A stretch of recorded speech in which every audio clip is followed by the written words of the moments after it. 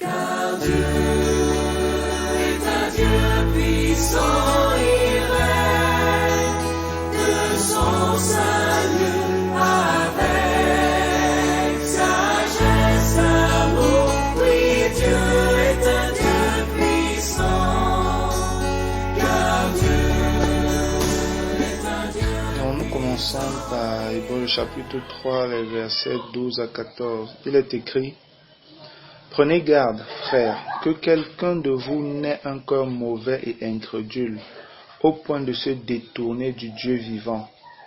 Mais exhortez-vous les uns les autres chaque jour, aussi longtemps qu'on peut dire aujourd'hui, afin qu'aucun de vous ne s'endurcisse par la séduction du péché, car nous sommes devenus participants de Christ, pourvu que nous retenions fermement jusqu'à la fin l'assurance que nous avions au commencement. Amen. La chose qui est importante davantage ici pour moi, c'est quoi? C'est qu'on parle du commencement. On dit nous sommes devenus participants de Jésus, donc on participe à sa vie. Mais après on dit pourvu que, il y a une condition, qu'on retienne fermement. Donc ça peut nous échapper. Il faut qu'on tienne fermement serre ce que nous avons, l'assurance que nous avons au commencement. Et ça, c'est lié à ce que nous apprenons de la bonne manière. Ça, c'est lié à ce que nous apprenons de la bonne manière.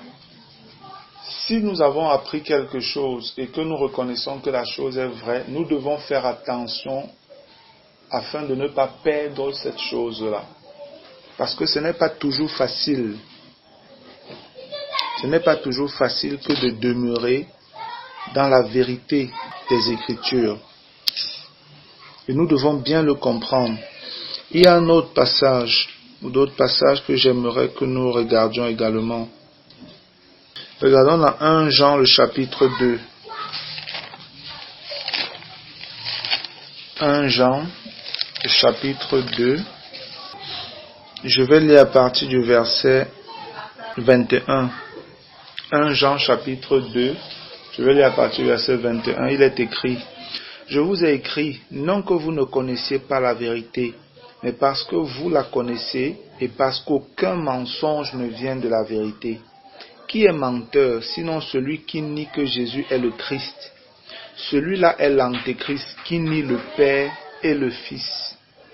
Quiconque nie le Fils n'a pas non plus le Père. Quiconque se déclare publiquement pour le Fils a aussi le Père. Que ce que vous avez entendu, c'est le verset 24 qui est davantage intéressant, que ce que vous avez entendu dès le commencement demeure en vous. Si ce que vous avez entendu dès le commencement demeure en vous, vous demeurerez aussi dans le Fils et dans le Père. Et la promesse qu'il nous a faite, c'est la vie éternelle. Amen. Le commencement est très important dans la marche avec Dieu. Vous savez, quand les pharisiens sont venus vers Jésus dans Matthieu 19 pour lui poser les questions concernant le mariage, pour quel motif on devait divorcer et tout ça, pour répudier sa femme, ils ont dit ce que Moïse leur a dit. Mais après, le Seigneur, quand il prend la parole, il dit: au commencement, il n'en était pas ainsi. Tu vois, au commencement, ce n'était pas comme ça. Voici comment la chose. Le Seigneur commence à leur expliquer quelle était la pensée du Père au commencement. Les commencements sont très importants dans notre marche avec Dieu. Et nous devons veiller à les préserver. Amen. Parce que nous sommes à une époque où les gens abandonnent davantage le Seigneur. Les gens ne demeurent plus fidèles. Les gens changent la vérité qui était révélée au commencement. Je vais vous lire juste un SMS qu'un jeune frère de Douala. Je viens de lancer ma connexion WhatsApp.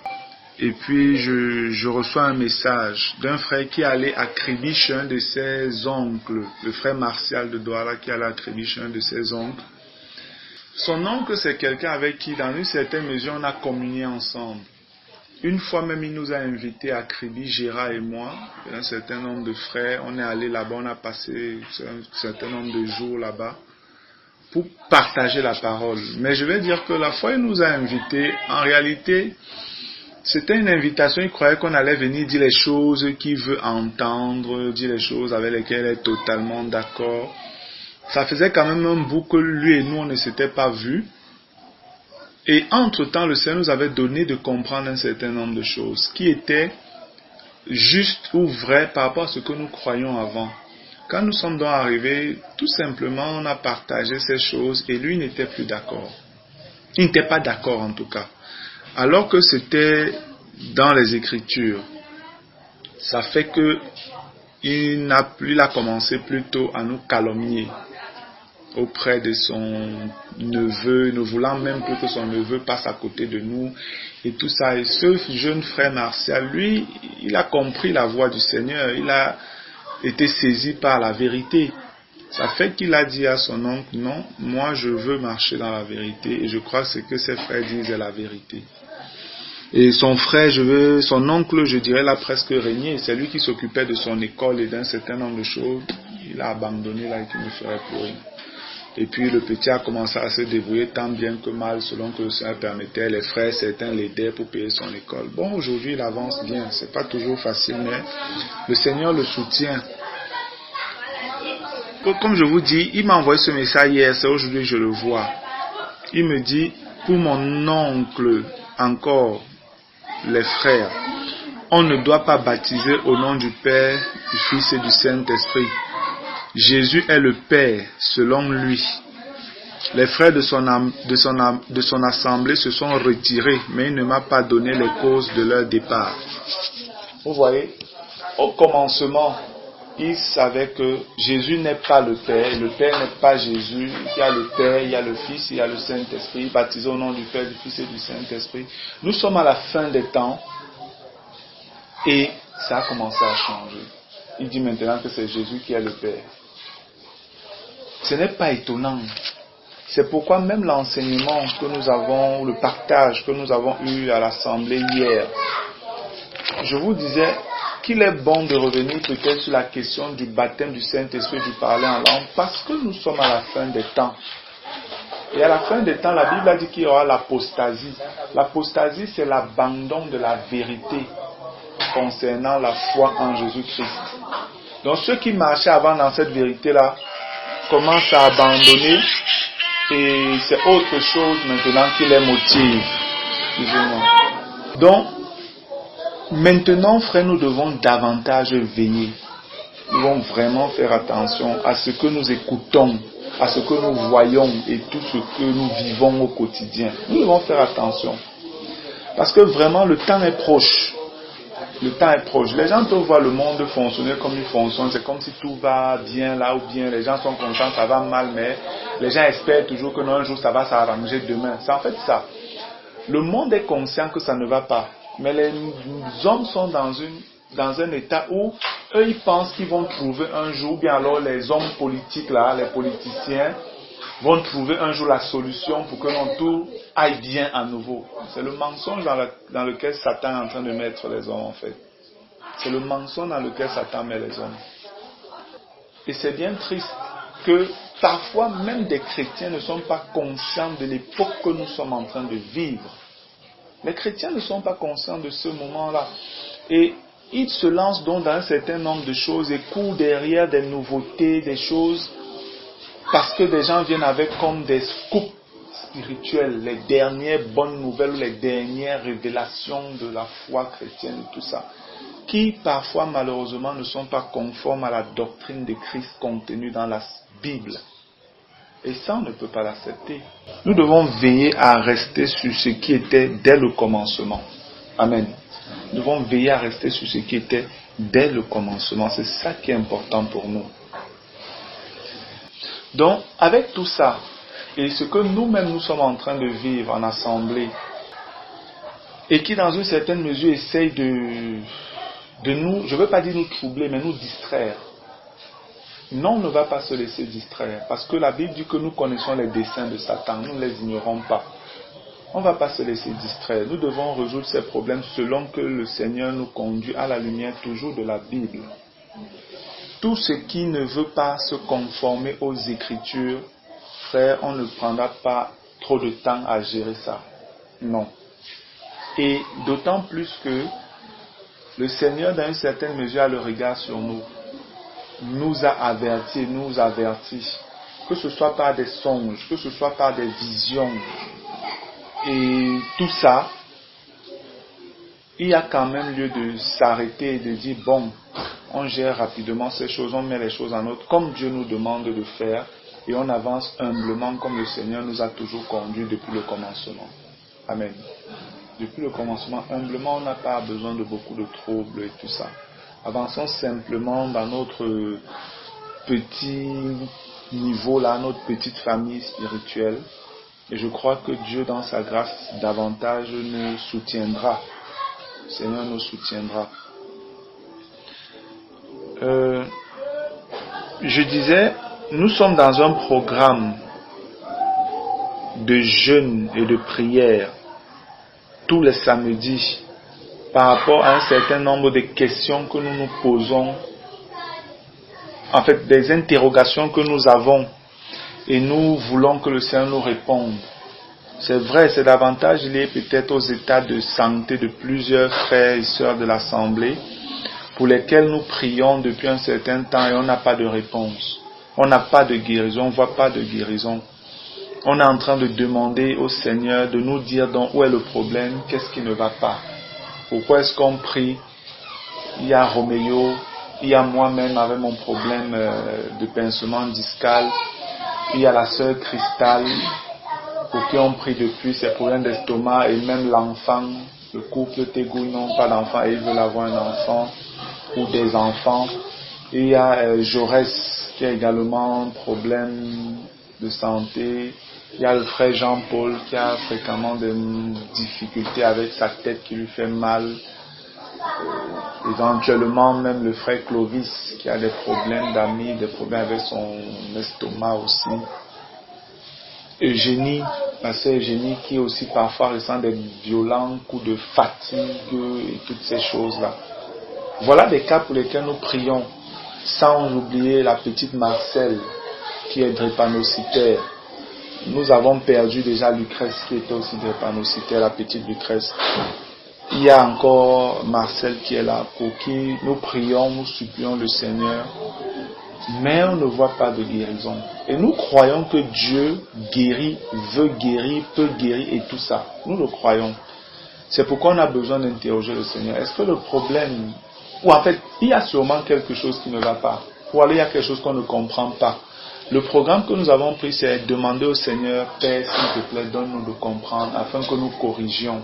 Dis-nous au moins quelque chose.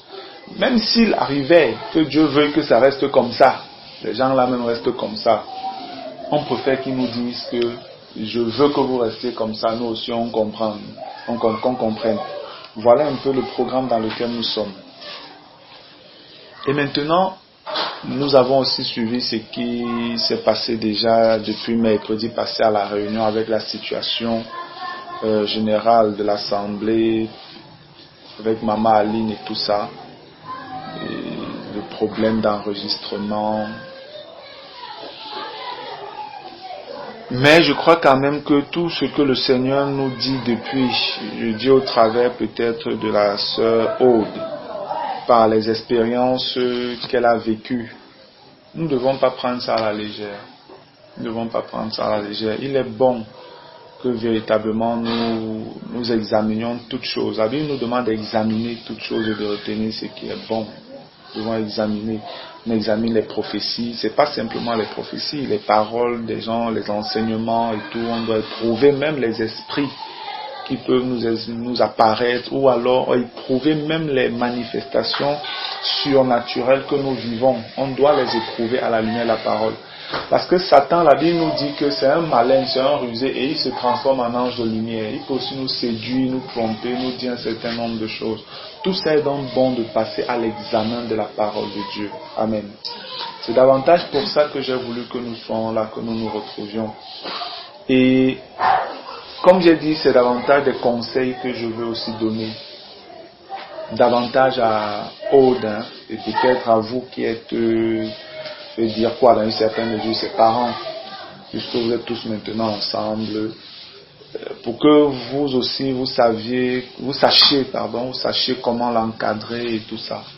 Donc, voilà pourquoi j'ai voulu que nous nous retrouvions, afin que si les uns et les autres ont quelque chose à dire ou des questions à poser, qu'ils se sentent libres.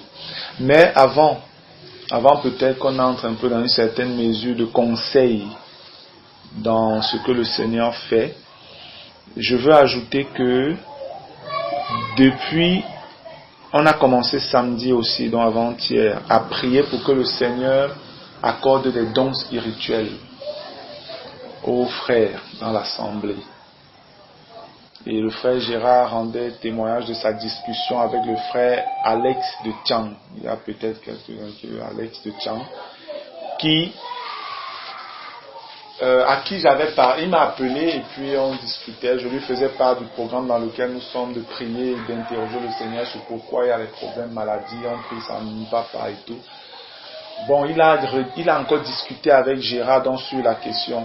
Et il faisait comprendre à Gérard que c'est aussi parce que peut-être il n'y a pas des dons spirituels, des manifestations de dons spirituels en assemblée. Bon, il a dit un certain nombre de choses que nous avons pris en compte, que nous avons examiné samedi avec les frères. Mais j'ai quand même dit aux bien-aimés que je bénis Dieu parce que dans tout ce qui a été dit, moi, ce que j'avais comme fardeau dans le cœur justement, c'est que nous commencions à intercéder, à supplier, à crier à Dieu, afin qu'il y ait les dons spirituels qui se manifestent dans l'assemblée. Que le Seigneur accorde des dons spirituels aux uns et aux autres.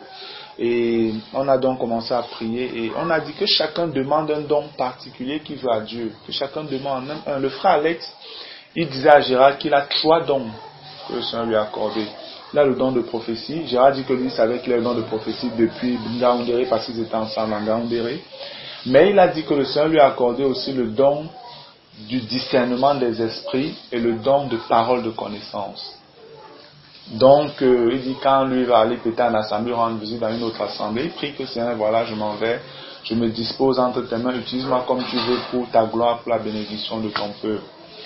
Et la chose un peu, je ne sais pas comment la qualifier, c'est qu'il dit qu'il a remarqué que depuis que le Seigneur lui a donné le don du discernement, le don de parole de connaissance, il y a un certain nombre de frères et sœurs qui ne viennent plus à l'assemblée. Parce que dès que tu vas venir, te regardes comme ça, ils voient ta vie.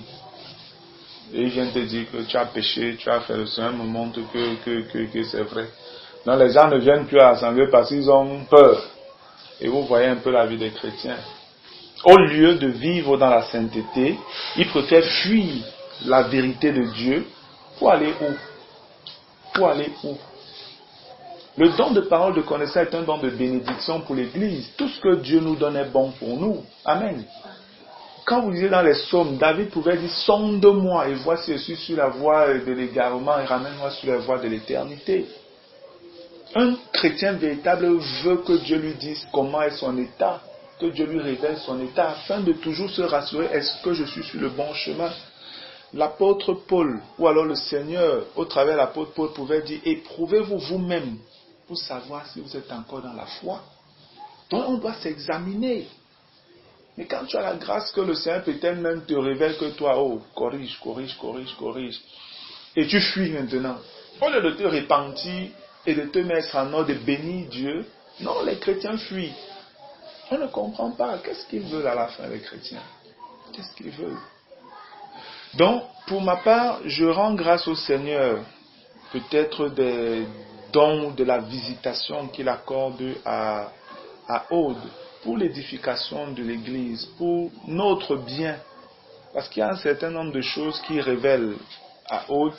Si c'est qu'on n'est pas au courant et qu'on dort là et tout, on croit que tout va bien, tant pis pour nous. Et si c'est que le Seigneur nous met en garde pour un certain nombre de choses et que nous ne voulons pas prendre ça en compte, tant pis pour nous encore. nous devons réellement faire attention parce que Dieu ne joue pas. Dieu ne joue pas, bien-aimé. Bien, donc avant peut-être de rentrer encore dans les conseils et même des conseils davantage à Aude et à vous, je veux que Aude, si elle se rappelle, qu'elle puisse me relater, donc me raconter encore les deux expériences qu'elle a eues. La première où elle était venue ici le jeudi matin et la deuxième qu'elle a eue, je crois, peut-être hier. Donc, Aude, est-ce que tu te rappelles encore de ces deux expériences? D'accord. Est-ce que tu peux nous raconter vraiment avec le détail comment les choses se sont passées la première fois et puis la deuxième fois, s'il te plaît? La première fois, c'était le matin, quand ma mère est partie. Sarah a fait les scènes dans la vie. Je partais pour la vie. Quand j'étais dans le lit, tant que je me lavais, j'ai entendu une voix qui me disait, mon église est stable. Je n'ai pas... je ne faisais pas attention à ça. C'est quand je pars dans pour sécher, j'entends encore mon église est stable. Quand tu dis tu as entendu une voix ou bien c'était une pensée à l'intérieur de toi? C'était une voix que j'ai entendue. C'était une voix que tu as entendue. Ok.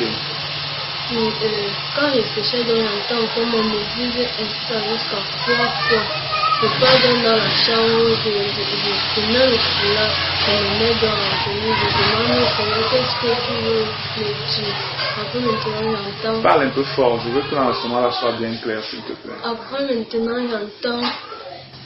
Je demande au Seigneur, Seigneur, qu'est-ce que tu veux par là me dire. Après maintenant j'entends, on va prendre ton bic et ton cahier. Je pars donc, je prends mon bic, je viens. Après maintenant, je ressens une présence tellement forte et après j'entends la voix comment ça, et la voix était vraiment forte. Après maintenant, j'entends comment il dit que les autorités que j'ai établies au sein de vous, respectez-les.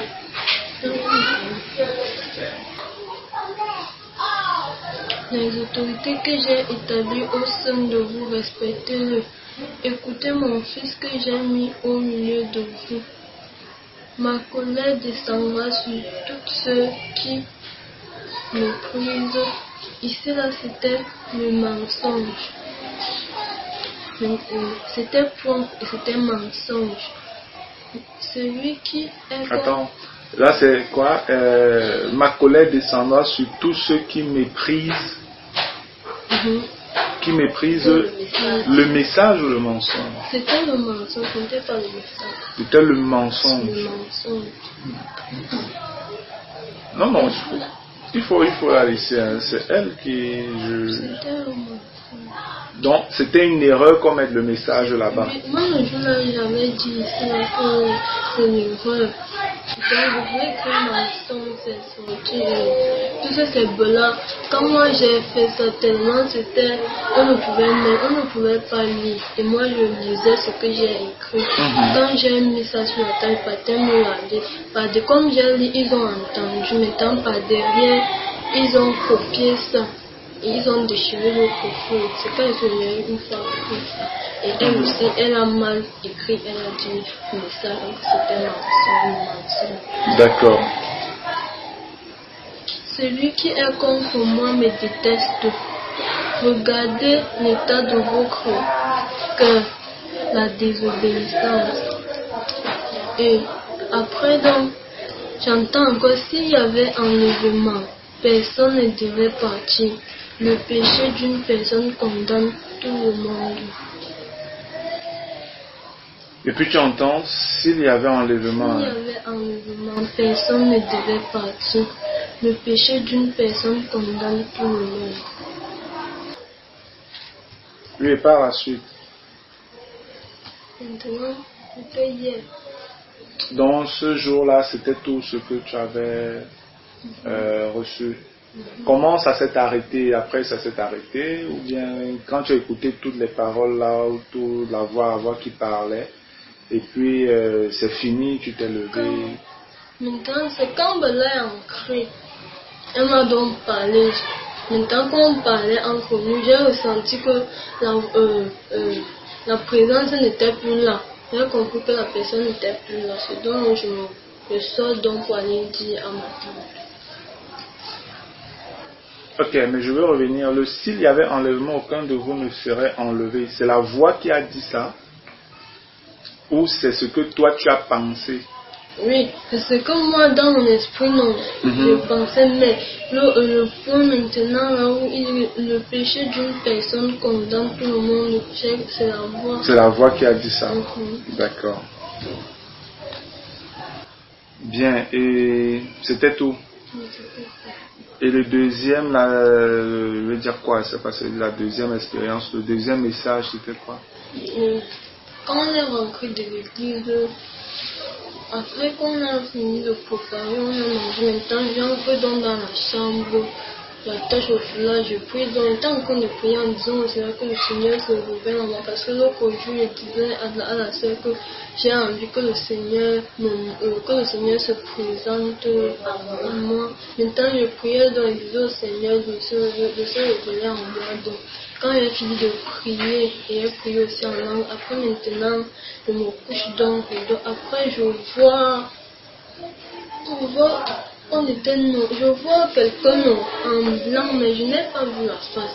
Là tu dormais, Là, je dormais. Non, c'était dans un songe que tu voyais ça. Maintenant je vois les gens, on était nombreux. Après j'ai vu le frère Dan, le frère Momo. Tu as le frère? Le frère Dan. Le frère Dan. Le frère Momo et le frère Maurice. La soeur, toi et Tata et Jo. La soeur qui? Toi, Tata et Jo et les Angèles et la soeur, oui, la soeur Peggy et le frère Gérard. Après, et maman Aline et Gaston. Après maintenant, je vois donc comment le Seigneur poussait les autres dans. C'était un peu, je ne sais pas, je n'ai pas bien en bas de ça maintenant. Il poussait qui? Il a poussé Gaston, la personne vient me remarquer, lui il a poussé Gaston. Après maintenant, je commence à crier, je dis alors repentez-vous. Et lui dedans, il disait que je suis un feu dévorant. Et qui vous a dit que dans mon église, il y a le désordre. Quand il a dit ça, il soufflait dans les gens là-bas en disant pardon, repentez-vous, en disant Seigneur, pardonne. Mais lui, il était placé. Donc, quand je me retourne, donc, je te vois. Après, tu me dis que dès le début, je vous avais dit et vous n'avez pas cru. Après, maintenant, je crie, je dis pardon, je me couche au pied de maman, je dis pardon, repentez-vous, mais personne il ne se gênait même pas maintenant.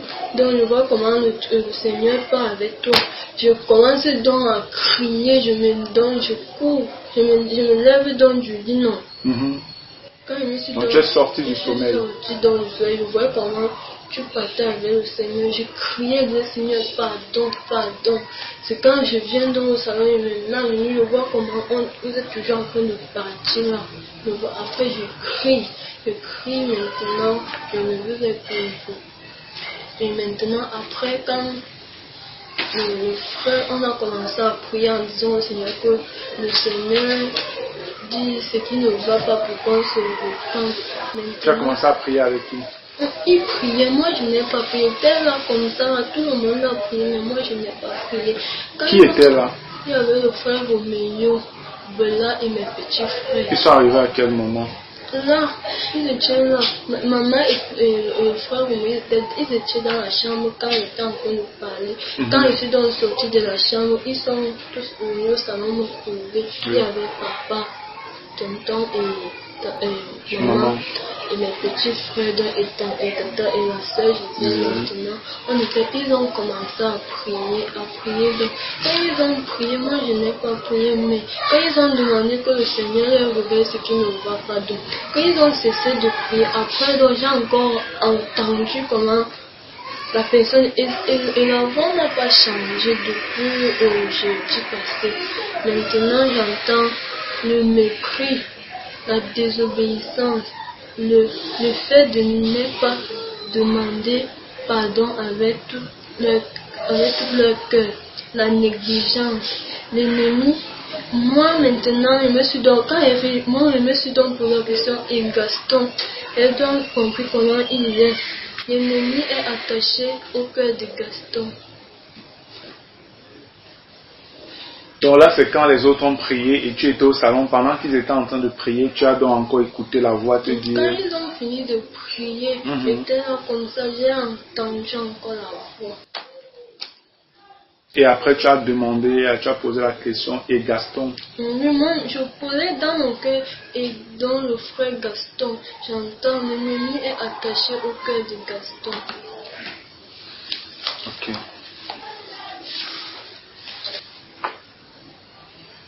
En tout cas, dans tout ça, le Seigneur veut que nous examinions et puis nous voyons ce qui véritablement cadre avec la vérité. Et quand la vérité étant le Seigneur Jésus lui-même d'abord, mais la parole de Dieu nous a été dans une certaine mesure laissée. Les Écritures nous sont laissées comme éléments de la parole de Dieu. Et nous devons nous fier aux Écritures pour connaître ce qui est juste, ce que Dieu approuve ou pas. Amen. Et ce n'est que normal. Ce n'est que normal ce que nous faisons. C'est la volonté de Dieu. Bon, maintenant on a écouté les deux expériences, je vais appeler ça comme ça, que la sœur a fait.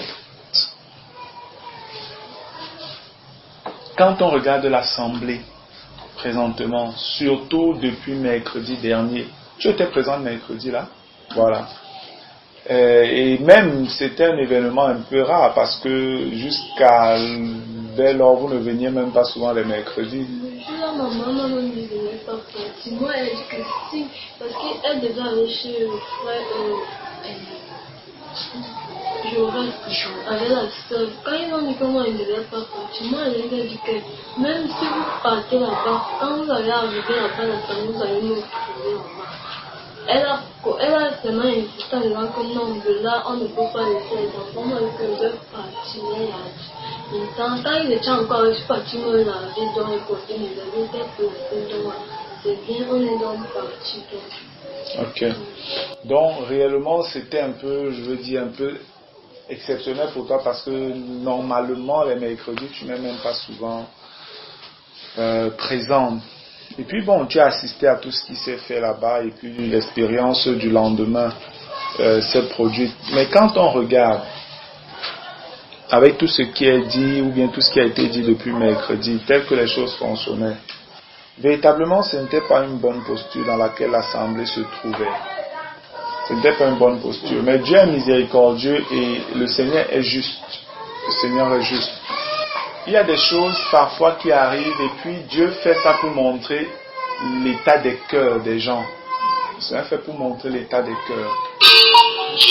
Parce qu'on pourrait se dire, mais comment est-ce que depuis peut-être septembre que le problème, septembre 2015, que le problème s'est posé, jusqu'à nous arrivons, c'est en juin que la chose, juin 2016, presque un an déjà, ça a 9 mois et tout, que la chose vient éclater. Mais vous savez, la Bible nous dit, c'est dans le livre de Timothée, je crois que ça doit être 2 Timothée, hein. Oui, 1 Timothée le chapitre 5. 1 Timothée le chapitre 5. 1 Timothée le chapitre 5, je vais lire à partir du verset 24. Il est écrit: les péchés de certains hommes sont manifestes, même avant qu'on les juge, tandis que chez d'autres, ils ne se découvrent que dans la suite. De même, les bonnes œuvres sont manifestes et celles qui ne le sont pas ne peuvent rester cachées. Amen. C'est la parole de Dieu. Donc, il y a des choses qui apparaissent parfois directement. Il y a des choses qui prennent du temps. Mais après, ça ne va pas rester caché. Le Seigneur va finir par exposer ça si c'est que ça perdure, donc si ça continue. Et moi, par la grâce de Dieu, j'essaye de marcher de manière fidèle autant que vraiment le Seigneur me donne la force. Je n'étais pas au courant de tout ce que vous avez écouté mercredi là, si ce n'est le mercredi peut-être passé, quand Gérard appelle Francis Tegou et que Francis vient dire la chose telle qu'il a dit. Dès que j'ai entendu, non, j'ai directement pris la chose en main pour voir comment rapidement avoir le fin mot, la vérité sur cette histoire. C'est quoi le problème? Et c'est pourquoi nous sommes arrivés à tous ceux dont nous sommes arrivés. Mercredi même, le message que j'ai donné sur la persévérance à bien faire, vraiment, je ne l'avais pas préparé. C'est en semaine que moi-même, le Seigneur m'a instruit sur cette chose-là. Et ça m'a touché. Et quand j'ai observé l'assemblée, je voyais un peu comme s'il y avait un relâchement des gens. Tu vois. Et c'est comme ça que j'ai été porté à donner le message. Mercredi, je voulais juste peut-être dire 2 mots, sincèrement. Puisqu'on était même déjà bien avancé. C'était presque la fin.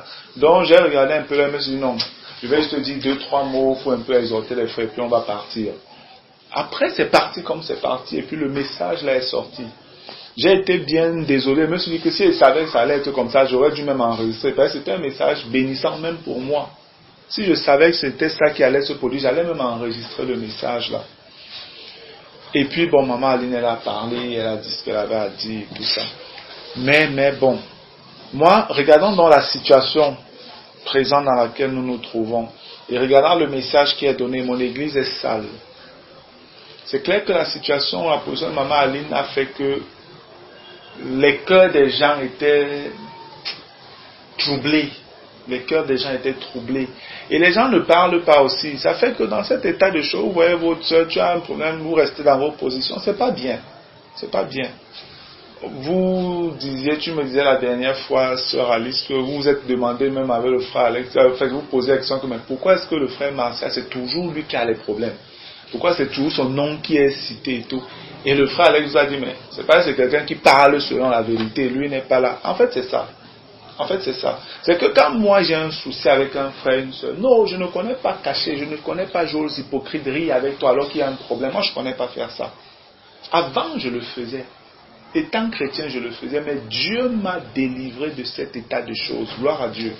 Ça fait qu'aujourd'hui, bien aimé, non, j'apprends à marcher dans la vérité comme Jésus marchait et je suis toujours prêt à assumer les conséquences. On va me taper, on va me gifler, on va raconter, ce n'est pas mon problème. Je dis la vérité de mon cœur et puis ce qui arrive, arrive, c'est comme ça. Et même au travail, au boulot où je travaille, c'est comme ça que je fonctionne. C'est comme ça. Donc, mes collègues connaissent que celui-ci, il ne faut pas faire des choses bizarres à côté de lui. Parce que lui, quand on va parler, il va tout dire. Lui, c'est comme ça que je fonctionne. Donc, qu'on arrive maintenant à un point où on se retrouve de cette manière, où les cœurs sont troublés, toute l'église est sale. L'église est réellement sale dans une certaine mesure. Après, les autorités que j'ai établies au sein de vous, respectez le je crois que ça devait être respecter-les, si on voit la formulation de la phrase. Parce qu'en termes d'autorité, il y a Gérard et Martial. Et la Bible demande de respecter les autorités. C'est encore la parole de Dieu. Et quand on regarde le comportement d'un certain nombre de personnes, ou si on veut prendre, on va inclure Gaston, ce n'est pas un respect des autorités. Avec même encore ce qu'il a fait dimanche, il envoie les messages à tout le monde et tout, alors qu'on lui a clairement dit ce qu'il est censé faire, il ne fait pas, il fait comme il veut. Maman Aline, vous avez vu son comportement mercredi, où elle parle, on l'écoute. Maintenant, un des dirigeants prend la parole pour parler, elle ne fait que couper. Son mari lui fait même signe de se taire, elle continue à parler. Est-ce que c'est le respect, ça? Écoutez mon fils que j'ai mis au milieu de vous. Bon, je veux croire que peut-être c'est de moi qu'il est question, parce que c'est moi qui porte un peu plus la parole à l'assemblée. J'enseigne, et je crois que par la grâce de Dieu, j'enseigne la vérité. Ceux qui veulent écouter, écoutent. Et écouter, ce n'est pas écouter, et puis on dit il a bien prêché. Écouter, c'est aussi mettre en pratique. Amen. C'est mettre en pratique. Papa dit, heureux ceux qui écoutent et ceux qui gardent. Et pendant l'enseignement sur les événements de la fin des temps, vous dites garder cette théorie qui veut dire garder, mettre en pratique, vivre. Donc c'est pas simplement écouter. Ça te sert à quoi d'écouter après tu continues à vivre ta folie dehors? À rien. Maintenant, le Seigneur lui veille. Il connaît chaque cœur. Il connaît ceux qui s'amusent. Ma colère descendra sur tous ceux qui méprisent. Bon, elle a dit c'est le mensonge. Qu'est-ce que ça peut vouloir dire un message comme cela? C'est vrai qu'on dit mépriser le mensonge. Dans le contexte où nous sommes, et que Dieu parle de sa colère, ça veut dire qu'il y a des gens qui jouent avec le mensonge. Il y a des gens qui mentent facilement. Donc le mensonge pourrait être devenu comme normal. C'est ça en fait. Ma colère descendra sur tous ceux qui méprisent le mensonge. Donc qui ne prennent pas le mensonge au sérieux. Qui ne prennent pas. C'est pour ça qu'elle dit qu'on l'a laissé. C'est réellement peut-être ce qu'elle a écouté. Donc la colère de Dieu est sur tous ceux qui ne prennent pas le mensonge au sérieux. On va te demander quelque chose, tu commences un peu à jongler, au lieu de dire la vérité, tu commences à faire comme le serpent. Non, Dieu dit fais attention. Parce que tu méprises, tu ne vois pas que le mensonge est dangereux, tu t'amuses avec. Fais attention. Parce que quand on dit si je dis que je méprise Alice, c'est que je la prends pas au sérieux. Je me fous d'elle et puis tant pis pour elle. Voilà. C'est en fait ça. Si tu méprises le mensonge, ça veut dire que non, pour toi le mensonge est devenu quelque chose de banal. Tu peux t'amuser avec, tu peux faire comme tu veux avec, c'est dangereux. Celui qui est contre moi me déteste. Et le moi ici c'est simplement la vérité. Si le Seigneur dit, ceux qui méprisent le mensonge, après dit celui qui est contre moi, c'est celui qui est contre la vérité en fait. Parce que si tu t'amuses, si tu préfères le mensonge, c'est que tu détestes la vérité. Et c'est clair que si tu détestes la vérité, si tu es contre la vérité, tu es contre Jésus-Christ. C'est pourquoi on peut voir celui qui est contre moi me déteste. Regardez l'état de votre cœur, la désobéissance. Ça encore c'est vrai. Ça encore c'est vrai. Si on essaie de voir un certain nombre de choses, bon. Après, le péché d'une personne condamne tout le monde. Dans une certaine mesure, c'est vrai. On a des exemples dans la Bible. Un exemple clair, c'est l'exemple d'Akan. Dans le livre de Josué. Ils vont là-bas en guerre. Dieu avait dit, faites attention, ne touchez à rien d'interdit, ne prenez rien. Lui, il arrive, il voit les choses qui le séduisent. Il vole. Il va enterrer. L'armée va en guerre. C'est les fils, c'est les pères, c'est les frères des gens qu'on tue là-bas à cause de lui. Lui-même n'est même pas mort. Lui-même n'est pas mort. Il est rentré jusqu'à... on a fait ce qu'on a fait jusqu'à le Seigneur et que c'est lui, le voilà là-bas le problème. Un seul qui pêche, et c'est tout le peuple qui encaisse. Et c'est vrai. Et c'est vrai. Mais je crois que le Seigneur, pendant un certain temps, on avait négligé. Je ne sais pas si je vais dire négligé, mais on avait un peu... Non, pas négligé, non. Je ne peux pas dire négligé véritablement. Mais on avait un peu... On a diminué. On ne priait plus assez. On avait mis un peu trop l'accent sur les enseignements et tout ça. Mais comme je dis, ce n'était pas dans une certaine mesure vaine, non. Parce que l'étude qu'on a faite, surtout les samedis, sur la nature de Dieu, après sur la nature de l'homme, après sur le jeûne, c'était justement dans l'optique de pouvoir associer à nos prières le jeûne désormais. Et par la grâce de Dieu, c'est ce qui a été fait, c'est ce qui est fait présentement. Et regardez, donc depuis que on a commencé à se mettre dans le jeûne et à prier, c'est où le Seigneur commence à se révéler, que les choses commencent à sortir. Comme quoi la prière est ce qui bâtit vraiment la relation avec Dieu. Que ce soit de manière intime, donc seul à seul avec Dieu, ou alors de manière familiale, la communauté chrétienne que nous sommes. C'est la prière. Vous pouvez recevoir tous les enseignements et tout. Mais si vous n'avez pas le temps de prier, de dire Seigneur, vraiment, donne-moi même de bien comprendre ce qu'on dit à l'assemblée, les enseignements qu'on nous donne. Seigneur, donne-moi de pouvoir vivre ça. Seigneur, révèle-moi même encore davantage qui tu es. Seigneur, fais-moi davantage te connaître. Donne-moi davantage de t'aimer. Parce que plus tu aimes quelque chose, plus tu as du mal à lâcher la chose là. Tu vois? Donc plus tu aimes le Seigneur, plus tu seras attaché à lui, plus tu aimeras les choses du Seigneur. C'est la prière, bien-aimé. On peut donner des bons conseils, des exhortations, des beaux enseignements, mais tout ça, c'est simplement des éléments qu'on vous donne pour que vous priez de la manière juste. Amen. Pour que vous priez de la manière juste, ou pour que nous prions de la manière juste. Donc, pour ma part, quand je regarde ça, je vois que ça, c'est conforme à la situation que nous vivons en réalité. Et je pense que c'est le Seigneur qui est en train de nous avertir. C'est le Seigneur qui est en train de nous avertir. Ça, c'est la première expérience parce que j'avais noté moi-même, j'avais écrit. La deuxième, qu'elle a encore vécue et où on voit le Seigneur qui est en train de... Au final, il parle et après, je ne sais pas, peut-être fâché, pas content, il se tourne et il commence à partir. Nous devons comprendre que véritablement le Seigneur ne joue pas. Il y a un passage dans le livre d'Apocalypse que je suis en train de chercher. Le Seigneur parle du chandelier qu'il va ôter. C'est dans les 7 lettres aux églises d'Asie. C'est à quelle église que le Seigneur dit ça?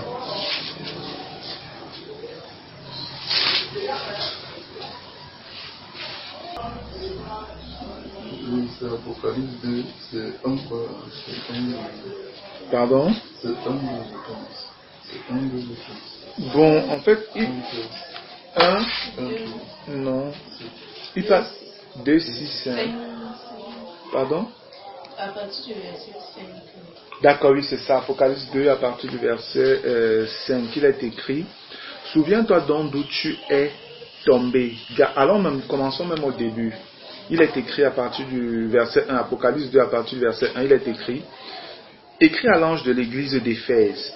Voici ce que dit celui qui tient les 7 étoiles dans sa main droite, celui qui marche au milieu des 7 chandeliers d'or.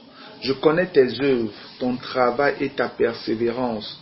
Je sais que tu ne peux supporter les méchants, que tu as éprouvé ceux qui se disent apôtres et qui ne le sont pas, et que tu les as trouvés menteurs, que tu as de la persévérance, que tu as souffert à cause de mon nom, et que tu ne t'es point lassé. Mais ce que j'ai contre toi, c'est que tu as abandonné ton premier amour. Souviens-toi donc d'où tu es tombé, repens-toi et pratique tes premières œuvres.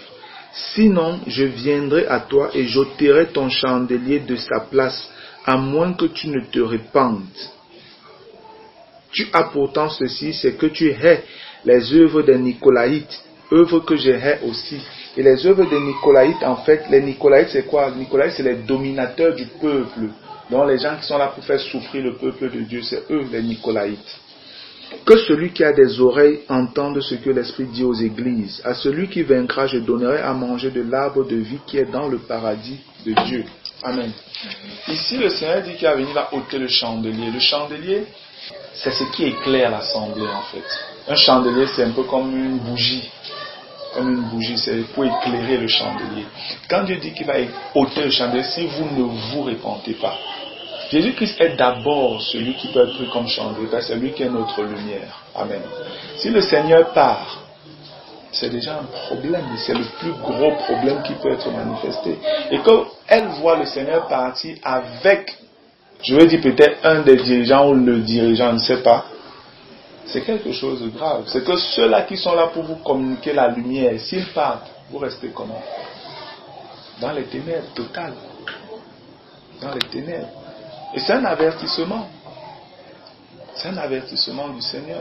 À se repentir et à reconnaître véritablement que non, Dieu nous a fait grâce d'avoir peut-être des dirigeants qui le craignent, qui font tout pour nous conduire dans la lumière du Seigneur. Mais si c'est que les gens ne prennent pas ça en garde ou en compte, qu'est-ce que vous voulez qu'on fasse? Qu'est-ce que vous voulez qu'on fasse? Donc pour ma part, je crois qu'il faut davantage que nous prions, que nous intercédions devant le Seigneur et que nous lui demandions pardon. Que vraiment il pardonne, il nous aide. Que ceux-mêmes qui veulent s'endurcir là, que vraiment Dieu fasse grâce, qu'il soit miséricordieux envers eux et que il sort sa chicotte de père, pas de juge dans la colère. Il faut qu'il les corrige un peu en tant que père et qu'il puisse comprendre même que c'est la correction du père. C'est de ça qu'il est question. C'est de ça qu'il est question. On ne va pas dire c'est un non, laisse, c'est bon, ça va comme ça. Non. S'il y a déjà des avertissements et tout, ce message, dans une certaine mesure, va être communiqué à l'assemblée.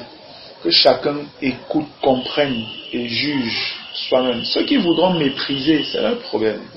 Ceux qui vont prendre en compte, ils sauront comment fonctionner avec Dieu désormais. Mais pour ma part, je pense que c'est davantage un appel à la prière. Amen. Davantage un appel à la prière. Comme j'ai dit, nous prions pour que le Seigneur nous accorde les dons spirituels. Peut-être c'est davantage un don que la Sainte est en train de manifester. C'est aussi ça maintenant donc que je voulais. Parce que dans la Bible, on nous parle de plusieurs dons dans les Écritures. Et le Seigneur avait promis que les fils et les filles, les jeunes hommes, les jeunes filles auront des visions, les vieillards auront des songes, et les uns et les autres prophétiseront et tout ça. Et c'est les dons qui étaient demandés ici samedi. Il y en a qui ont demandé le don de prophétie, le don des guérisons, le don de parole de connaissance, le don du discernement des esprits. Il y avait plusieurs dons de miracles, dons de foi, les dons que la Bible parle dans 1 Corinthiens 12 là. Il y a plusieurs prières dons pour ça. Donc, quand je regarde un peu la sœur telle que le Seigneur fonctionne avec elle, elle qui écoute la voix, je crois la voix de Dieu, afin de communiquer le message de Dieu, c'est un don de prophétie. C'est un don de prophétie qu'elle a. Et il faut bien faire. Je n'ai pas dit qu'elle est prophétesse. Je ne veux pas le dire comme ça. Il faut faire dire qu'elle a le don de prophétie. C'est plus clair comme ça selon les Écritures. Parce que d'autres comprennent trop ça en langage. Elle a le don de prophétie. Voilà. Maintenant, ça implique une responsabilité. Ça veut dire que tu dois vraiment veiller sur ta vie, toi. Si le Seigneur t'a choisi pour pouvoir te parler et te faire la grâce d'écouter audiblement sa voix. Il y a tellement de gens qui sont que Dieu parle comment on ne veut pas entendre la voix de Dieu et tout. Toi, tu n'as même pas, tu ne fais pas d'effort, tu ne demandes même, non, tu pries simplement le Seigneur, il te parle, tu écoutes distinctement. Sa voix, tu arrives à la reconnaître. Donc, je voulais déjà, au départ, maintenant par rapport au discernement. La Bible nous fait comprendre dans 2 Corinthiens, au chapitre 11. Ça, je veux vraiment que vous gardiez ça. Il faut le noter même. 2 Corinthiens, le chapitre 11. Il faut le noter donc pour pouvoir lire à la maison et tout, méditer dessus, prier encore. 2 Corinthiens, le chapitre 11. Je vais lire à partir du verset 10 pour être un peu pour comprendre le fil d'idée. 2 Corinthiens 11 à partir du verset 10, il est écrit: Par la vérité de Christ qui est en moi, je déclare que ce sujet de gloire ne me sera pas enlevé dans les contrées de l'Achaïe. Pourquoi? Parce que je ne vous aime pas, Dieu le sait. Mais j'agis et j'agirai de la sorte pour ôter ce prétexte à ceux qui cherchent un prétexte, afin qu'ils soient trouvés tels que nous dans les choses dont ils se glorifient. Le verset 13 dit: Ces hommes-là sont de faux apôtres, des ouvriers trompeurs, déguisés en apôtres de Christ. Apôtre veut dire envoyé. Donc des gens qui font comme s'ils sont envoyés par Jésus alors que ce n'est pas Jésus qui les a envoyés. Et il dit au verset 14: Et cela n'est pas étonnant, puisque Satan lui-même se déguise en ange de lumière. Il n'est donc pas étrange que ses ministres ses serviteurs, que ses serviteurs aussi se déguisent en ministres de justice. Leur fin sera selon leurs œuvres. Amen. Ce que je veux vous faire remarquer, c'est qu'on dit que Satan lui-même se déguise en ange de lumière. Et ange aussi veut dire messager. Ange veut dire messager. Donc Satan peut se déguiser en messager de Dieu, comme pas ange de lumière, c'est-à-dire messager de Dieu en fait, c'est ce qu'on veut dire, pour venir séduire les hommes, et davantage les chrétiens. Et c'est pourquoi Dieu nous donne donc des éléments de discernement dans les Écritures, afin que nous ne tombions point dans le piège. C'est pourquoi il nous a aussi laissé la parole. Et notre responsabilité, c'est de veiller à utiliser ces éléments de discernement pour ne pas être trompé par Satan et ses démons. Amen. Vous savez, il y a beaucoup de choses qui arrivent dans le monde, au milieu des gens qui servaient Dieu avant fidèlement, qui les détournent totalement. Et c'est surtout des expériences spirituelles, surnaturelles, un genre. Il y a des gens comme les adventistes du 7e jour. Je crois que leur prophétesse c'est Ellen G. White, si je me rappelle bien. C'était une chrétienne. Elle aussi, elle a eu une visitation d'ange qui est venu lui dire un certain nombre de choses. Et elle a commencé à fonctionner que adventiste. Elle a créé les adventistes du 7e jour. on ne doit plus manger tel, on ne travaille pas le samedi. Donc ils sont rentrés totalement sous le régime de la loi. Totalement. Et ils ont une manière d'interpréter les affaires que bien là, quand on meurt même, c'est fini, il n'y a pas que tu souffres. Donc il y a beaucoup de choses qui ne tiennent pas avec cette doctrine. Alors qu'elle a une visitation d'un être spirituel, machin et tout ça. C'est la même chose avec quelqu'un comme William Marion Branham. On ne pas des branhamistes, ceux qui disent qu'ils donnent le message et tout ça. C'est la même chose. Branham lui aussi, il dit qu'il a eu un ange qui lui est apparu et qui lui a raconté des choses, qui lui a dit des choses. C'est comme ça que William a commencé à suivre les directives de cet ange-là. Parfois, on dit qu'il prêchait, même on voyait une lumière qui apparaissait sur sa tête. Les gens voyaient. Mais tout ça, ce sont des manifestations de séduction, en fait. La Bible dit que quand l'Antichrist va venir avec des miracles, des prodiges et des miracles mensongers, afin de séduire tous ceux-là qui n'ont pas eu l'amour de la vérité. On dit que le faux prophète fera même descendre le feu du ciel. Donc les gens vont dire que, oh, peut-être c'est Élie qui est revenu. Ah oui. Mais la Bible nous a avertis. On a la parole pour examiner, pour éprouver ces choses. Ce que je veux donc te dire à toi, Aude, jusqu'ici, tout ce que tu racontes, je n'ai pas un trouble dans mon cœur. C'est pourquoi j'ai pris la peine d'examiner chaque parole les paroles que tu as reçues, ce que tu as entendu, tu as écrit, pour éprouver ça à la lumière des Écritures. Jusqu'ici, je n'ai pas de soucis. Même la deuxième expérience que tu as vécue, je n'ai encore pas de soucis parce que je crois que ça tient toujours dans la vérité. Mais, je vais te demander quelque chose. Lorsque nous regardons dans 1 Jean le chapitre 4, je veux que vous ouvrez vos Bibles.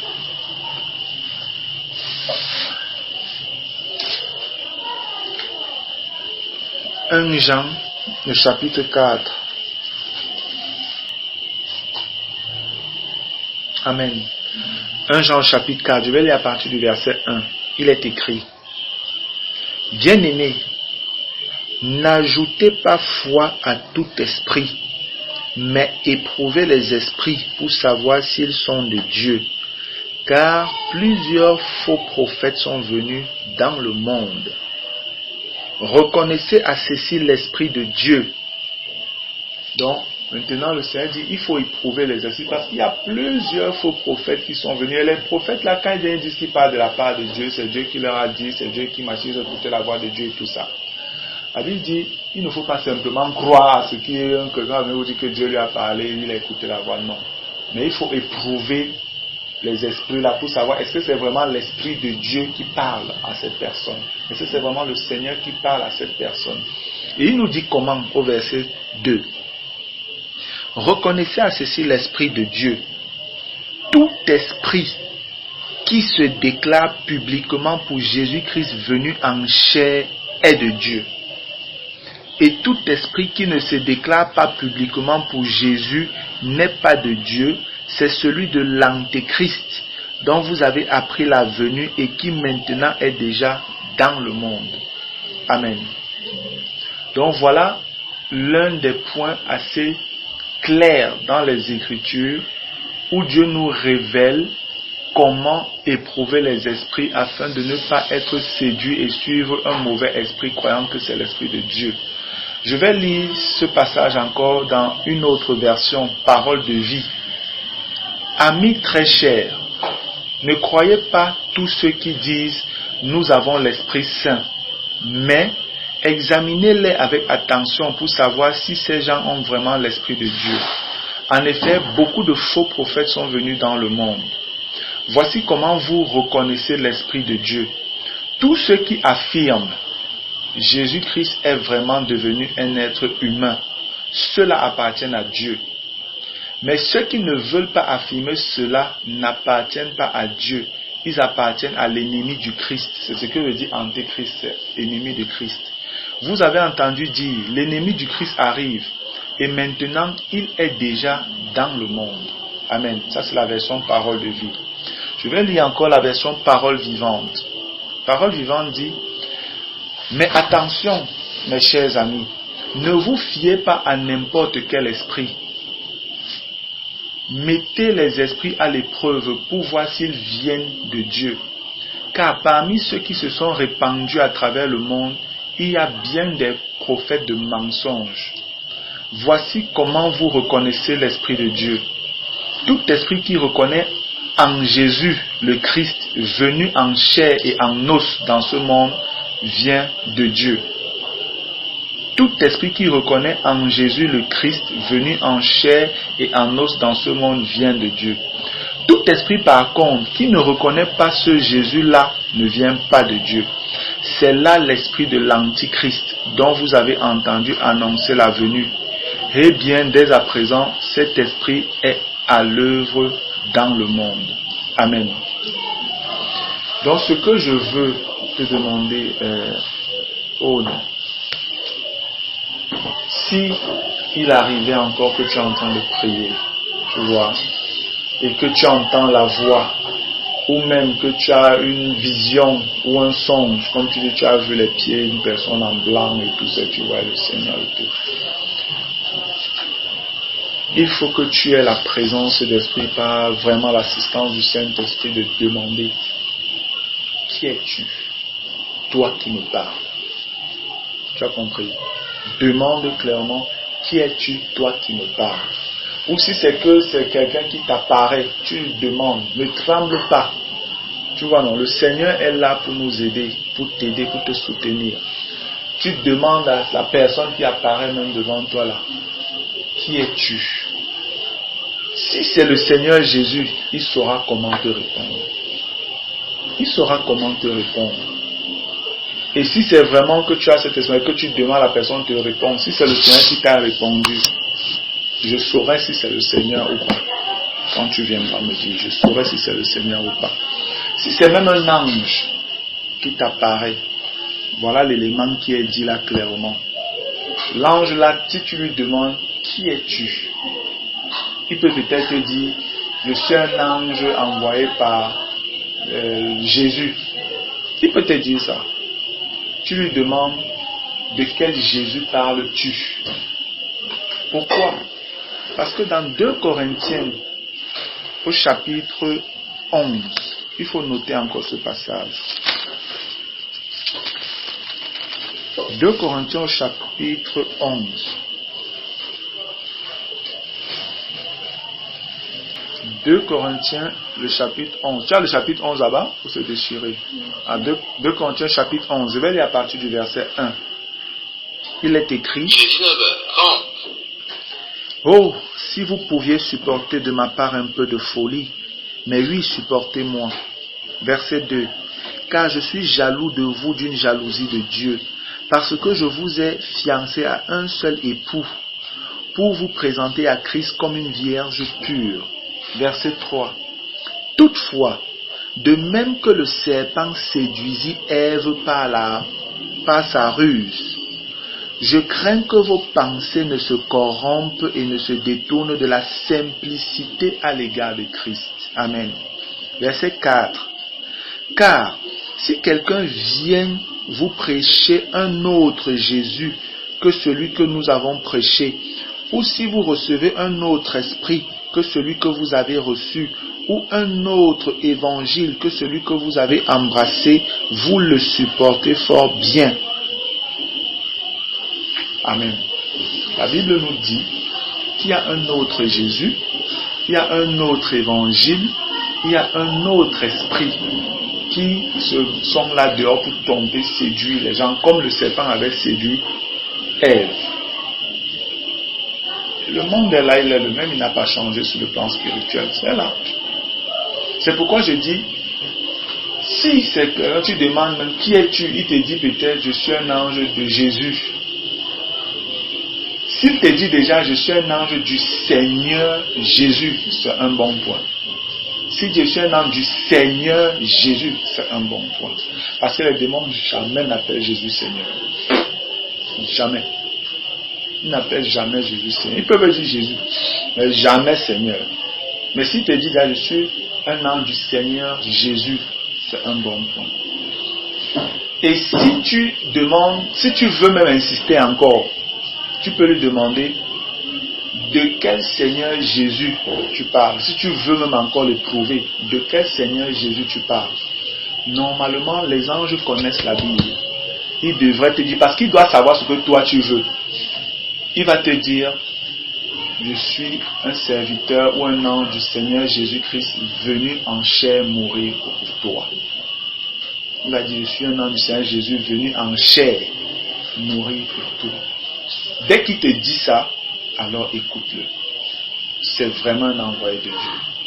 Ça peut être un ange que le Seigneur peut envoyer te communiquer quelque chose. Ça peut être lui-même qui se présente à toi. Et si tu demandes, qui es-tu? Ou même à la voix, tu dis, je veux savoir, qui es-tu toi qui me parles? La voix te dira, si c'est le Seigneur, je le crois, il te dira, je suis ton Seigneur Jésus-Christ. Il dira, je suis ton Seigneur Jésus-Christ. Si tu dis seulement, je suis Jésus, quel Jésus es-tu? Quel Jésus es-tu? C'est où il pourra donc te dire, je suis ton Seigneur Jésus, venu mourir à la croix pour toi. Là, tu vas comprendre que oui, personne, aucun démon ne peut prendre le risque de parler comme ça, c'est qu'il va avoir chaud. Et le Seigneur, parfois, il peut même aller jusqu'à apparaître et te dire, je suis ton Seigneur. Il fait ça, il te montre ses mains. Quand tu vas voir, c'est un peu ce qu'il a fait quand Thomas et les autres, dès quand il a apparu, il les a montré ses mains de son côté. Pour qu'ils sachent que non, c'est vraiment lui. Les démons ne peuvent pas s'amuser à aller jusque là-bas, c'est qu'ils auront chaud. Donc voilà les simples éléments de discernement que nous avons afin de nous rassurer pleinement que non, tel qu'elle écoute la voix, c'est vraiment le Seigneur. C'est vraiment Dieu, notre Dieu, le Seigneur Jésus-Christ, venu en chair, ayant vécu une vie de perfection sur la terre, mort à la croix pour nos péchés, enseveli et ressuscité le 3e jour, et aujourd'hui élevé et assis à la droite de Dieu, le Père. Amen. Ça, c'est le Jésus que nous servons. Et c'est le Jésus que nous voulons écouter. Nous ne voulons pas écouter un autre Jésus. Nous ne voulons pas de message d'un autre esprit. Nous ne voulons pas écouter un autre évangile que l'évangile de la croix, la prédication de la croix donnée par ces saints prophètes et apôtres. Seigneur Dieu, c'est cet évangile-là que nous voulons. C'est ce message que nous voulons, c'est ce Christ que nous voulons écouter, c'est ta voix que nous voulons écouter, Père.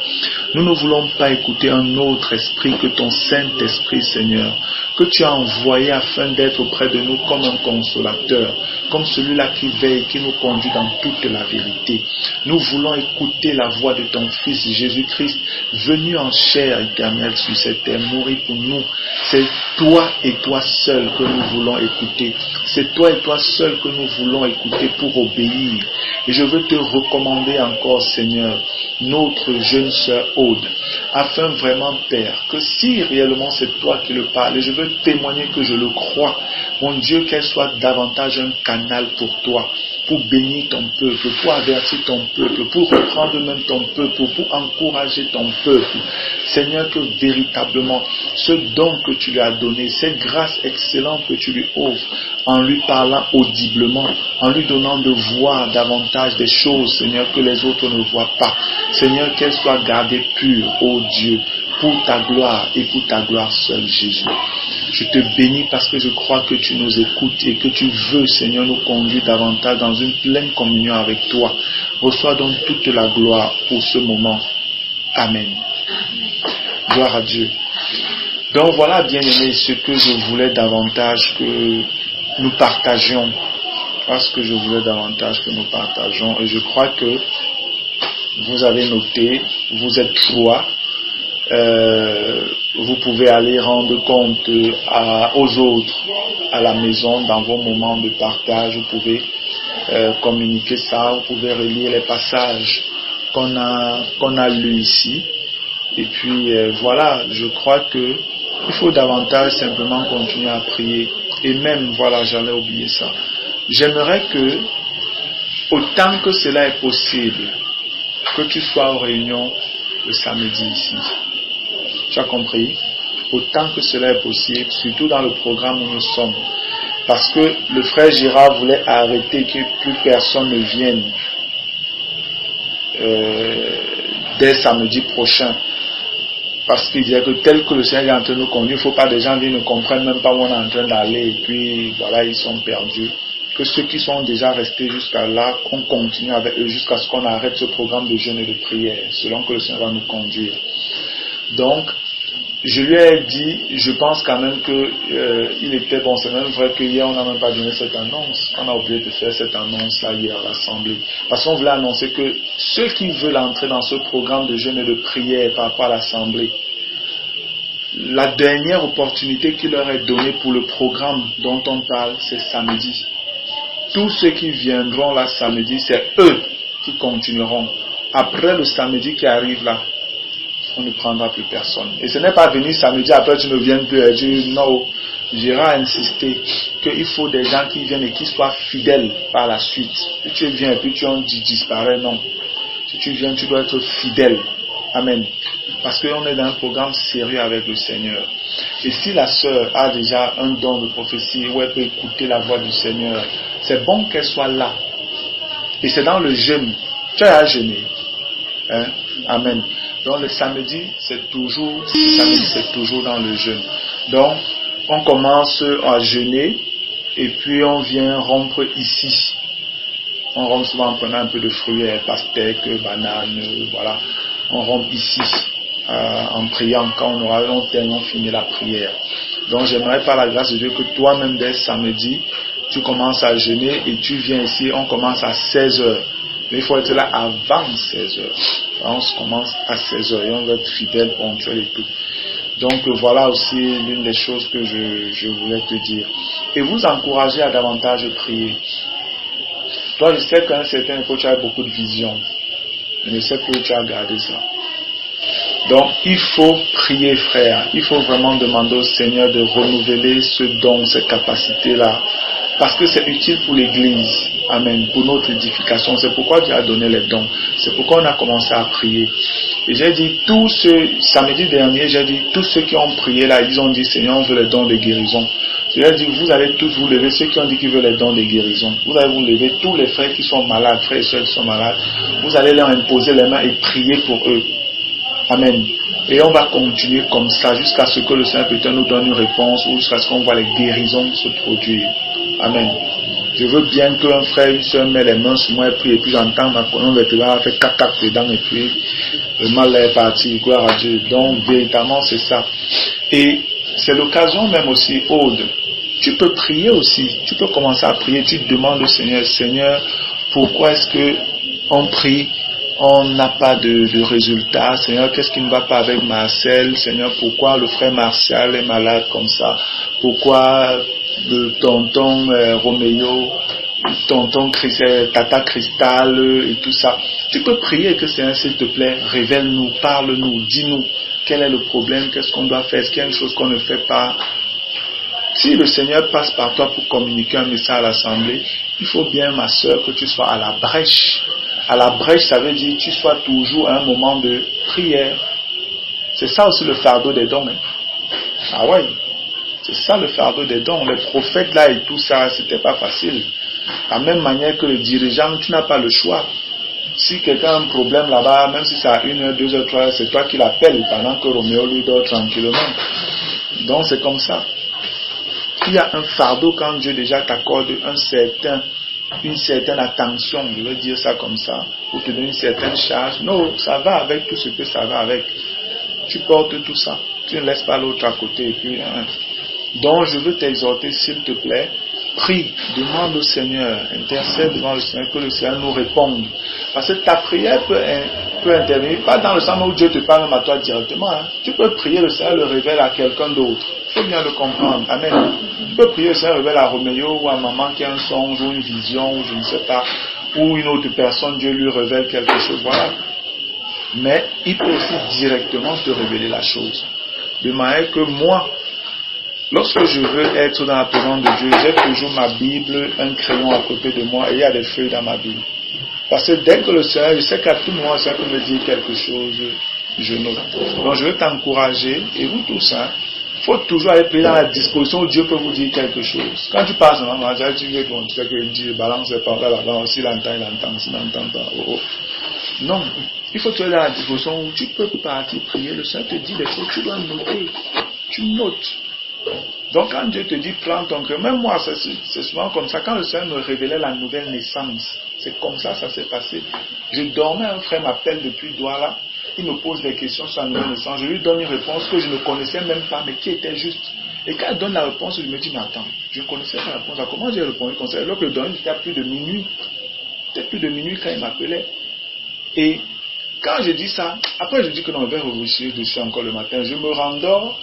J'écoute le Seigneur qui me dit lève-toi, je veux te parler, je veux que tu comprennes quelque chose. Je suis fatigué, je dis ouais Seigneur, le matin non. C'est ce qu'elle dit, ouais, Seigneur. J'ai encore écouté, lève-toi, prends ta Bible, je veux te parler maintenant. Quand Dieu me dit à 2 fois, je sais que c'est sérieux. Je me suis levé, je suis venu au salon, j'ai laissé la soeur dans la chambre. Il s'est assis sur le salon que le Seigneur a commencé à me révéler Romains 6. En m'expliquant, en me disant voilà. C'était les débuts. Et après, même quand j'étais à Fumbani, je partais, je me rappelle quand il avait continué à m'enseigner, j'étais à Fumbani, je rentrais de l'école. Il y a une grosse montagne, colline qu'on doit monter, là où se trouve l'université là-bas. J'avais fini le soir, je rentrais tout seul. Et j'ai prié, dit Seigneur, accompagne-moi. Et tu sais, quand tu marches avec quelqu'un, tu vois pas que la route est longue. J'ai dit Seigneur, accompagne-moi. Et j'ai commencé à sentir vraiment quelqu'un à côté de moi qui marchait et il me parlait dans mon esprit. Je posais les questions, j'avais les réponses. Et la nouvelle naissance, tu avais dit, c'est comment? Ça me dit qu'en fait, imagine une femme enceinte, le bébé dans son ventre. C'est en fait comme ça que je portais l'humanité dans mon ventre. C'est ça la nouvelle naissance. Et quand je suis mort, vous, l'enfant aussi est mort. Le Seigneur a commencé à me parler comme ça. Quand on m'a enterré avec mon enfant là. Et puis quand je suis ressuscité, mon enfant est revenu à la vie. C'est ça la nouvelle naissance. Donc les explications que je donne souvent, c'est comme ça que je l'avais reçu, frère. Je marchais et j'écoutais, le Seigneur à côté de moi marchait, il me parlait, c'est comme ça que je le recevais. Donc il faut toujours être dans les dispositions où Dieu peut te dire des choses, Dieu peut te parler. Et s'il veut que tu partages avec les autres, tu le partages. Il y a des moments où il peut te parler, il ne te dit pas de dire, il te dit même ne parle pas de ça. Tu ne parles pas. D'accord? À un moment, le Seigneur peut te parler et il te dit ne parle de ça à personne. Tu ne parles à personne, tu obéis. Il peut te parler et te dire ce message-ci, va le dire seulement aux dirigeants. Donc, ta mère, ton père, tes oncles et tantes, tu ne dis rien. Tu dis seulement, j'ai reçu un message du Seigneur, mais c'est spécialement pour tel frère. Si c'est pour le frère Gaston, tu vas voir Gaston, tu lui dis. Si c'est pour Gérard, tu cherches Gérard. Si c'est pour Tégou, c'est Francis. Donc, tu obéis au Seigneur. Amen. Tu obéis au Seigneur. Donc, il faut aussi prendre la peine de te sentir davantage libre. C'est vrai, ce n'est pas toujours facile, surtout pour une jeune soeur et tout. Ce n'est pas toujours facile, mais dès le début, il faut prendre l'habitude même. Quand tu écoutes, il faut poser des questions comme tu le fais, c'est bien. S'il y a des choses que tu ne comprends pas, demande. Tu dis, Seigneur, je n'ai pas bien compris cela. Qu'est-ce que tu veux dire? Il va t'expliquer. Comme on voit les prophètes dans la Bible faire là. Parfois, ils ne comprenaient pas, ils posaient des questions. Non, ça veut dire quoi? Il dit, bon, je vais t'expliquer. Qu'est-ce que tu vois? Je vois une marmite avec machin et tout ça. Il dit, bon, la marmite là, c'est ça, ça veut dire ça, ça veut dire ça. Donc, quand le Seigneur te dit de faire des choses, n'aie pas peur de lui demander, Seigneur, je ne comprends pas. Dans certains moments, tu peux demander et te dire, va et raconte seulement. Ça veut dire que la personne à qui tu vas venir parler va comprendre. Peut-être toi tu ne comprends pas, c'est pas important que tu comprennes pas. Tu n'es qu'un canal. Tu vois, tu n'es qu'un canal. C'est un peu comme les prophètes, comme on nous dit dans Pierre. Ils disaient des choses, eux-mêmes ne comprenaient pas. Ils voulaient même réfléchir. Dieu a dit que ce n'est pas pour vous, c'est pour ceux de la fin. Donc même les anges ont mis les regards, ils ne comprenaient pas. Ce n'est pas pour vous, c'est pour nous, nous de la fin là. C'est en fait ça. Donc toutes ces choses, tu dois les connaître. Et il faut beaucoup passer du temps dans la lecture et la prière. Amen. Il faut passer beaucoup de temps dans la lecture et la prière. Et aussi, voilà, lorsque tu veux prier, ou quand tu sens que le Seigneur veut te parler, parce que comme il te dit, le Seigneur peut te dire, va, je veux te parler. Ça veut dire que tu dois trouver un lieu calme. Et quand c'est comme ça, quand tu es en train de partir, dis-leur, dis aux gens qui sont autour de toi, ne me dérangez pas, je veux prier. Tu comprends? Vous comprenez bien, il faut le dire, il faut que les enfants là-bas le comprennent. Il faut le dire aux enfants. Que si c'est qu'elle vous dit là, ne me dérangez pas, je veux prier, c'est que non, vous devez savoir que, le Seigneur peut-être veut lui dire encore quelque chose. Donc, quoi qu'il arrive, on ne la dérange pas. On la laisse, elle passe son temps là-bas avec Dieu. Parce que qu'est-ce qu'on fait prier que Béla vienne, oh, viens laver tes mamites. Non, vous la laissez d'abord, elle va laver les mamites après. Qu'elle reçoive ce qu'elle doit recevoir du Seigneur. Dès qu'elle a fini, ok, elle vient laver ses mamites. Amen. Vient laver ses mamites. Si ce sont des moments de prière simples comme ça, ok, elle peut aller prier. Si on a besoin d'elle, on peut lui faire signe. Mais en l'occurrence, moi par exemple, quand je veux aller prier, je dis à la sœur, je dis aux enfants, je dis à la sœur, je veux aller prier. Ça veut dire qu'elle comprend que la chambre et tout, elle ne passe plus. Elle comprend. C'est comme ça. Donc, personne n'entre plus. Même les enfants, ils savent, là-bas maintenant, personne ne passe plus. Donc, je leur dis. Donc, normalement, c'est comme ça que nous devons tous faire. Un moment de prière doit faire un moment d'être perturbé. Papa. Je dis que les enfants, eux, tu sais que quand ma mère est dans la chambre, personne ne passe. Oui. Donc, quand tu veux déjà entrer en prière, il faut informer, il faut leur dire, je m'en vais prier pour qu'on ne te dérange pas. Qu'on ne te dérange pas. Nous, on n'a pas trop d'argent pour dire que tu vas faire les chambres hautes où tu vas t'enfermer là-bas et tout ça. Non. On sait comment c'est. L'autre jour, était dans la chambre, elle vu l'autre chose, c'était dans la cuisine qu'elle a trouvé son coin pour prier. Oui, chacun cherche son coin où tu peux être tranquille, tu pries. Voilà. Amen. Donc, voilà, bien aimé, ce que je voulais partager avec vous. Hein. C'est tout ce que je voulais partager. Davantage, comme j'ai dit, donner des conseils à Aude et à vous pour savoir comment gérer tout ça.